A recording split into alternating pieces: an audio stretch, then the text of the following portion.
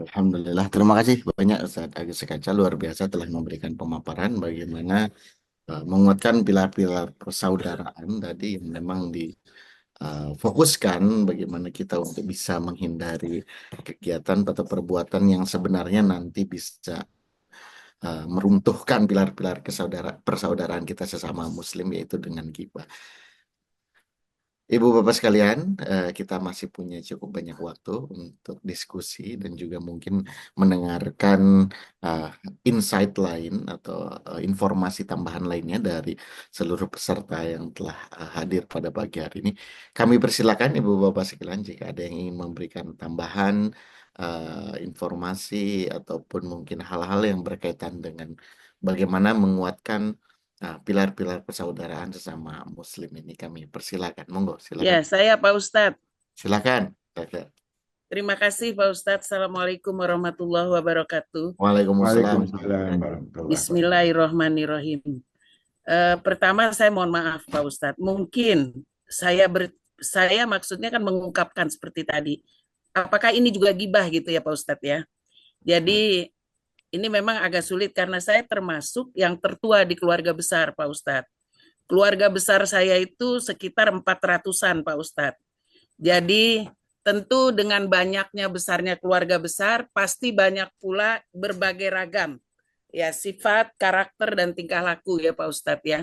Mudah-mudahan ini saya bertanya ini bukan gibah Pak Ustadz.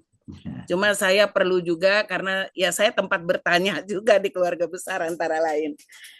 Jadi Pak Ustadz misalnya seseorang nih dalam keluarga bercerita kepada saya langsung aja ke yang real aja supaya saya jelas apakah saya ini termasuk gibah atau tidak gitu Pak Ustadz. Jadi menceritakan masalahnya curhat. Lalu saya tentu akan memberikan solusi dengan apa yang saya tahu. Nah, lalu misalnya kalau saya katakan ya si A itu seperti itu. Seharusnya dia tidak boleh begitu misalnya ke saudaranya yang lain. Jangan bicarakan misalnya itu iya katanya dulu ngomongin kamu, tapi ternyata sekarang juga anaknya jadi perawan tua. Nah, misalnya begitu Pak Ustadz. Nah, terus kemudian ya memang dia itu ya suaminya marah karena dia tidak ngurusin, nggak ngopeni mertuanya gitu. Nah, kemudian ada lagi ini suami saya ngurusin ibunya aja, padahal dia harusnya kan anak istri dulu yang diutamakan gitu. Nah, jadi hal-hal seperti itu Pak Ustadz. Jadi lalu saya juga bilang, wah ini kita termasuk gibah nggak nih ya kita mengomongin saudara kita si A begini, si B begini. Atau malah ada yang bilang, nah itu tuh ibunya sih begitu, makanya anaknya yang satu berantem, yang satu cerai, yang satu kabur suaminya, yang satu begini gitu. Nah terus saya bilang, ini kita gibah apa enggak ya? Tapi kan kita niatnya baik ya untuk memperbaiki di antara kita. Nah antara lain begitu Pak Ustadz. Jadi saya mohon maaf, saya minta ampun pada Allah. Tapi ya itulah. Nah, apakah ini juga gibah? Memang berat sekali Pak Ustadz kalau yang disebut gibah dengan definisi-definisi tadi. Waduh, besar sekali ini dosa. Saya lah terutama misalnya sebagai yang diminta di keluarga besar. Jadi akhirnya saya bilang, ini kita lagi gibah bukan ya? Nih, aduh, Masya Allah. Ya, itu Pak Ustadz antara lain. Terima kasih. Assalamualaikum warahmatullahi wabarakatuh. Waalaikumsalam warahmatullahi wabarakatuh. Tadi saya sampaikan sama Ibu tadi bahwa eh, pertanyaannya adalah apakah tadi termasuk gibah apa enggak gitu. Ada beberapa yang memang diperbolehkan untuk mengungkit atau menyampaikan kejelekan orang. Yang pertama adalah kalau kita di depan pengadilan, nah, diminta jadi saksi, gitu ya. Iya memang dia itu pernah mukul, gitu. Dalam rangka untuk memutuskan suatu perkara, sehingga nanti memberikan keputusan yang seadil-adilnya. Kemudian minta bantuan untuk mencegah kemungkaran. Jadi ada seorang yang datang kepada RT, nah, karena karena RT-nya nggak aman, kemudian dia menyampaikan bahwa si Anu itu loh yang biasa itu malam-malam itu yang suka keluyuran. Nah, jadi itu dalam rangka untuk menangani sebuah keamanan. Kemudian yang ketiga dalam rangka minta fatwa. Nah, jadi pernah itu ada seorang sahabat kan yang datang kepada Rasulullah yang intinya ya Rasulullah, suami saya itu pelit. Nah, kan gitu kan. Nah, itu kan tujuannya itu minta fatwa kan gitu kan.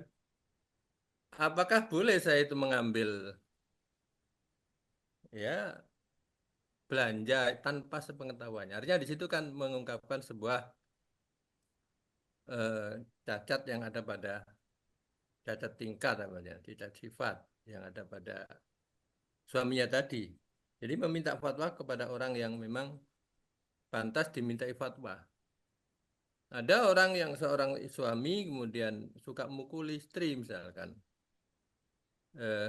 mengungkapkan minta fatwa kepada ulama dengan tujuan agar menjadi lebih baik. Dan mengungkapkan memang hal seperti itu dalam rangka untuk mendapatkan manfaat yang lebih besar, gitu ya.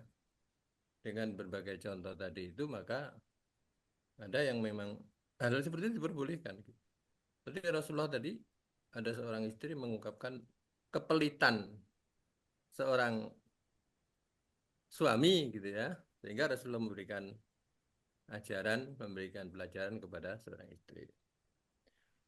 Itu diantaranya Pak sebagai tambahan. Jadi kalau Ibu tadi dengan tujuannya adalah supaya ada kehati-hatian lebih jauh lagi dari masa depan, dan memang itu betul-betul seperti itu, ini kok berdasarkan tadi boleh saja dalam rangka masa depan. Atau juga misalkan ada seorang yang mau melamar, ya, melamar seorang wanita.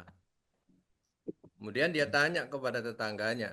Nah, dan tetangganya sudah dipandang jujur, sudah dipandang apa? Gimana sih si dia itu? Gitu. Kemudian dia mengungkapkan betul-betul sesuai dengan apa yang seperti itu memang diperbolehkan dalam rangka untuk manfaat yang lebih besar di kemudian hari. Wallahu alam bisawab. Ini Ustadz Agus, mungkin ada tambahan lagi ya. Sekeran, sekeran. Ya.